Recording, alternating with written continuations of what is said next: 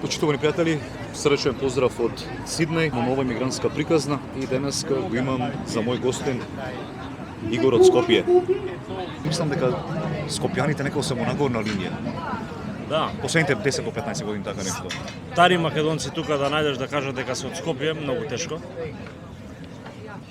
Али сега младиве што се новите генерации како мене се, мислам дека и што слушам и што ме контактираат доста, доаѓаат и тоа не само во Сиднеј, има и во Бризбен, има насекаде. И во Перт многу, значи се зголемува интересот. Од која причина не знам, ама има, како кажуваат, преселба првим во Скопје, а овие што се од Скопје се преселуваат надвор како го кажуваат тоа, како еден круг. Си сретнал многу скопјани, да речем, или некои што ги познаваш овде во Австралија? Па да, има доста, нели заедно играме фудбал, доста скопјани има, доста, неколку што ги знам и тука низ Брайтон, низ Рокдал гледам дека има повеќе и повеќе. Ајде да почнеме од почеток. Кажи ми што работеше во Македонија и колку време си во Австралија? Вака сега, во Скопје живеев, тоа е прво, во Лисиче, горно Лисиче. Работев првим во голема фабрика за производство на автобуси.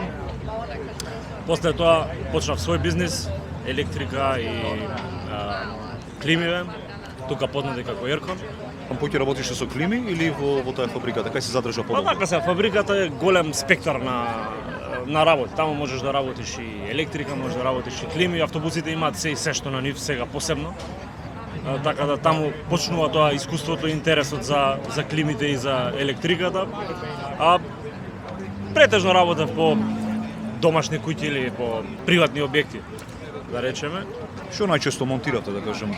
Најчесто се електрични инсталации, сплит системи, обични клими во домаќинствата. Тука се почнува интересот за тие работи. Има побарувачка многу? Да, во последниот период и таму, како и овде биќе подолго време, него таму постанува со овие новите инвертери. Зголемува интересот за тоа што се економични, нели државата им помага таму. Затоа се интересни и се пристапни сега со да може секој да има дома. Така, сега ти ми кажеш дека има побарувачка, ама дали младите се интересират, например, да го работат тој занаед со климите или претежно му оставе на тие повозрасни луѓе? Па гледај сега, има интерес, ама да го работат тоа, нормално дека има интерес, ама многу младите се тргнати од тоа, не го сакаат, гледаат повеќе каде има полесни пари, каде има, затоа и нонстоп тие градови како Скопје се недостигнат од работници. Затоа што сепак е физичка работа, не може секој да ја работи, така и некој не сака да ја работи, не сака физичка работа да работи. Мислиш дека недостиг на работна снага има заради физичката работа или поради тој тренд кој е доста популарен денеска во Македонија, младите ја напуштат државата? Да, мислам дека најголем проблем според мене е што нема доволно образование за тој начин на работа или за тие луѓе, за тие деца сега што се да има образование како што тука има на пример, каде што детето од 16 години почнува да има интерес за некоја работа и каде што тоа му веќе на 22 години е веќе образован мајстор, да речеме понашки. И веќе каде што му е покажан правецот, тоа кај нас го нема. Значи има школи кои што има професори кои што не се интересираат за тебе или не им дава доволно според мене интерес за да го засака работата и да ја продолжи на пример понатака во живот, дека со тоа ќе може да живее и да обстанува. Тоа е една страна. Се она што, на пример, родителот бил мајстор или занаечија, го пренесува на детето, тоа останува и си тера. Мислам дека тука лежи зајакот кај недоволното образование или недоволно покажување правец дека како механичар, електричар, дека тоа ќе ти биде во животот бизнис и можеш да обстанеш и да... Ама добро, се додека покаже некој интерес, например, да ја работи таа работа, знаењето ќе дојде со текот на времето. Затоа сакам да кажам, треба да има некој што ќе го контролира тој правец. Први на образование, па понатака. А како што знаеме, кај нас го нема тој правец. Според мене сега. Има тие што се задолжени за тоа, може да го сватат, али ова е добар совет од мене, дека немаат начин како школи може да бидат и приватни школи, кај што ќе ги внесат децата, овие што се сега 15-16 години, да им покажат што е и како можат да се пронајдат себе си. Како стекна ти твоето искуство и знаење? Вака сега, како секој млад човек, нели сакаш да работиш, јас почнав првин во една компанија малечка со неколку вработени, каде што имаш спектар да научиш све. Имаш постари мајстори, имаш постар искусен газда, каде што можеш да научиш. Тука ми почна интересот, потоа се префрлив на малку повисоко ниво, што се кажува, во фабрика, каде во фабрика имаш голем спектар на многу работи да научиш, производство на автобуси, производство на нешто ново за некој млад човек и секој слободно време си го посветував да научам нешто ново и да работам приватни работи. По завршување на работа си продолжуваш негдека да сработиш електрика, да инсталираш една клима и тука си почнува искуството да се стекнува. Како иде идејата за Австралија? Зошто Австралија? Па како иде идејата? Идејата почна, пошто, не знам, во Скопје животот е интересен и за млади луѓе е супер, ама ако гледаш малку на подолги патеки, мислам дека секој гледа да излезе од тие некакви кризи. Некој гледа дека блиску може дека таму може да опстане, некој гледа дека може надвор негдека да се покаже себе си или на поголеми чекори да види нешто друго и најголем мислам според мене и дека климата е многу голем. Мислиш дека климата е голем фактор пред тој економски фактор кој... Мислам дека економскиот фактор во моментов е покачен малце таму, дека платите се малку зголемени, посебно во Скопје. Сега за другите градови не можам да кажам, во Скопје платите се зголемени и каде што добри работи, добри пари се работуваат. Може да ми кажеш колку е во просек една месечна плата во Македонија? Ајде да кажем во Скопје. Па во Скопје јас од пријателиве што контактирам, испод 500 евра никој не зема плата, а сега просечна плата нека биде не знам 450-500 евра моментално е таа просечна плата, ама има и луѓе што земаат по 2000 евра плата. Дали 500 евра се доволни за еден сам човек? Во моментов мислам дека не се, да. Во моментов не се. Во моментов се со покачување на цените, со покачување со све после ковидот, мислам дека не се доволни 500 евра да. А ако не се доволни, колку се доволни? Мислам дека просечно околу 1000 евра се доволни за месечно да преживее човек, да. Сам со уште еден со партнер. Сега за фамилија мислам дека се големи трошоците и сепак оди у нагорна линија некоја, гледам дека многу и пријателиви не сакаат да се преселат, сакаат да останат пошто имаат добри примања таму, али голем дел се уште си одат. Мислам дека не е само економски или политички, мислам дека и сакаат луѓето подобра клима и подобри со загаденоста. Видовме што се случи изминативе години во Скопје посебно или во моево место Горно Лисиче, каде што едноставно не можеш да дишеш. Процесот за идење во Австралија, како се започна, од кај тргнавте? Вака сега, мојата сопруга има тетка тука која дојде на исто на студентска виза и од неа почна тие прашања како е, што се случува тука. Ја аплициравме за студентска виза, ја добивме. Дојдовме првин 2019 година, се запиша жената во школа. 2020 морав јас да се вратам назад, да затвориме овие работи што ги работев таму. Од почетокот од кога аплициравте па се додека стигне таа виза, временски колку траеше тој процес? Мислам дека 2018 тоа е година дена. Година дена трае тој процес. Се работи за еден подолг период. Да, подолг период, година дена, со сите тие преведување документи, средување, апликации, мислам околу година дена е процес. И сега не ме држи за збор, ама негдека околу 20.000 евра почетни за да можеш да почнеш. Да. Ова преку некоја туристичка агенција, преку приватен туристички агент или преку агенции од тука од Сиднеј, македонци. Преку Сиднеј? Да. Како стапивте во контакт да речеме Скопје со во Сиднеј? Имаме сите пријатели, нели? Побаравме од збор на збор. Од збор на збор. Овој човек е агент, тој работи со тоа. Побарајте го, побаравме и ја почнавме процедурата. За студентска виза, тоа е 2019, кога ништо не знаеш, мислам дека кој да ти дојде да ти каже вака и вака, ќе слушаш и ќе ќе прифатиш дека ти ветува нешто и тоа е така.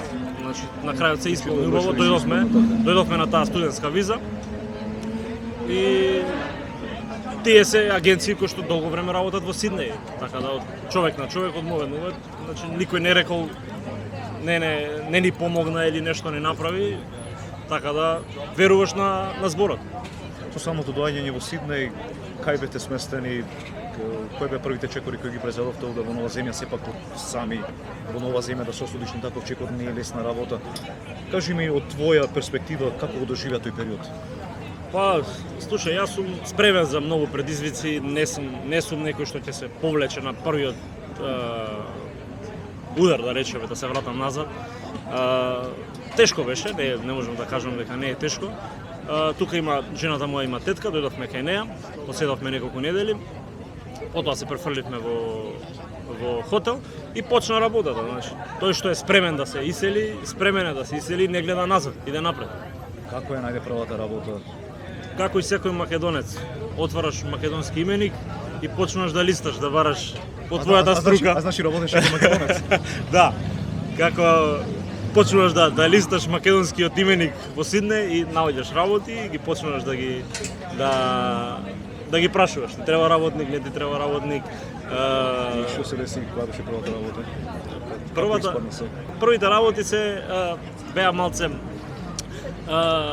кај еден човек работиш 2 дена, кај друг човек работиш 3 дена, дојди мене ми требаш, па не ми требаш и тоа беше малку турбулентно, али потоа почнав да работам за поголема фирма, да речам, електрика и air conditioning.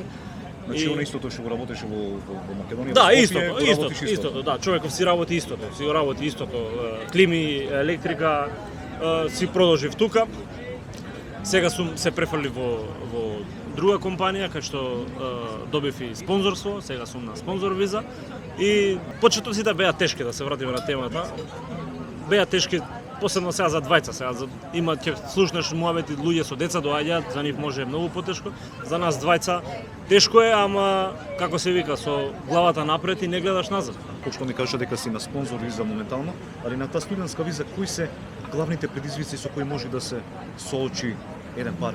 Гледај сега, ако не си ја поставиш здраво конституцијата каде доаѓаш и зашто доаѓаш, многу е тешко да се пронедеш во овој свет на брз живот, нели? Како и сегде. Ние така ги гледаме работите, дека трошоците се големи, да, ама и платите се големи, така да можеш да ги покриеш трошоците и сабота недела да си прошеташ негдека и да трнеш некој денар на страна, така.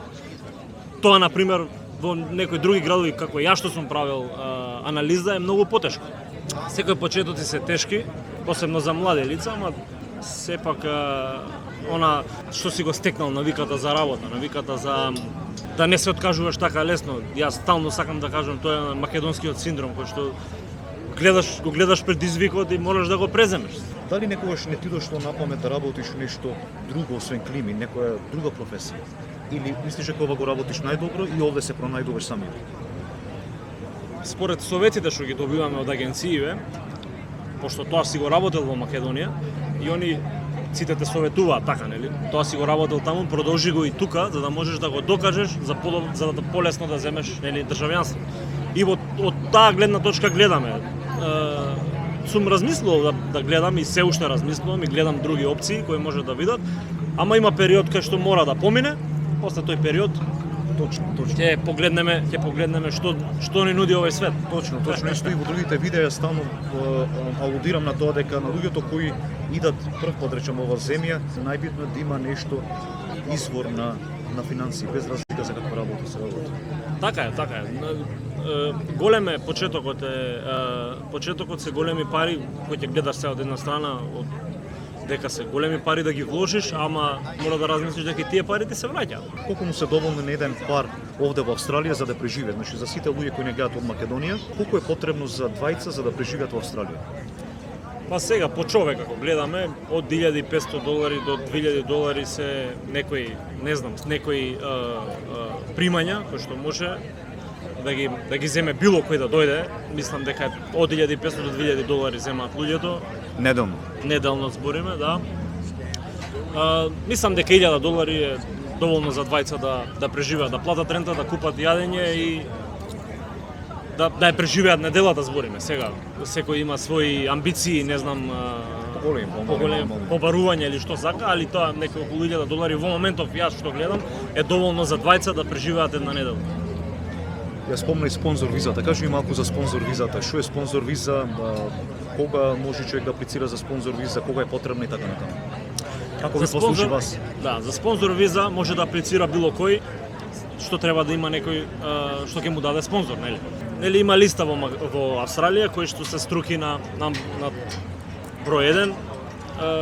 За најчиството е секогаш број 1, тоа не може да се успори кај да си во светот, па и тука.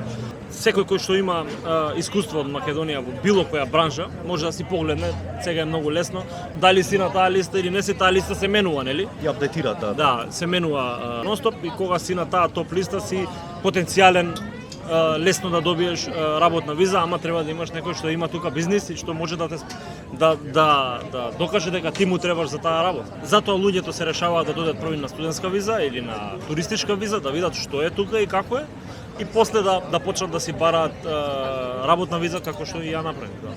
Која е шанса да се добие таа спонзор виза ако се аплицира од Македонија? Па мислам дека од Македонија е многу потешко. Ако немаш некој пријател, роднина што веќе има тука бизнис, па да може некако да... Значи пак се сведува на пријатели? Се сведува на пријатели, се сведува од човек на човек. Се наоѓаат пријатели или тука има многу од луѓето што имаат бизнис, бараат работници нонстоп и не може да ги најдат во другиве народи и погледнуваат према нас, према Македонија, према Србија, према Сејде и знаат дека може да се најде квалитетен и работен кадар од таму и може да се најде, Не е нешто што е, не знам, недостижно. Кој е наредниот процес после таа спонзор виза? Колку време треба да се седи во Австралија или да се стигне до тој нареден чекор и кој е тој нареден чекор? Нареден чекор е 2 до 3 години, мораш да бидеш во истата фирма и во истата работа. После тој период си аплицираш за државјанство. За сите луѓе кои планираат да додат во оваа земја, што би им препорачал? Дали има некој полесен пат? Нема полесен пат. Секој пат е интересен, дали јас би препорачал луѓето први да се дојдат на туристичка виза, да видат што е и како е, па да си пробаат шансата и дали сакаат да седат тука, зашто има и доста што се откажуваат и што се враќаат назад, а веќе ги дале парите. Така да мое мислење е многу такви што се вратиле назад. Да, имам доста познавам што се вратиле назад. Едноставно не може секој да го издржи тој притисок на почеток и затоа и мое размислување да први да се дојдат на туристичка виза, да видат кај се, што се, дали може да влезат во овој систем, па после да си почнат со студентски визи, со спонзор визи, што и да ги интересира понатак. Фала ти, Игор, ти посакувам се најдобро. Се најдобро.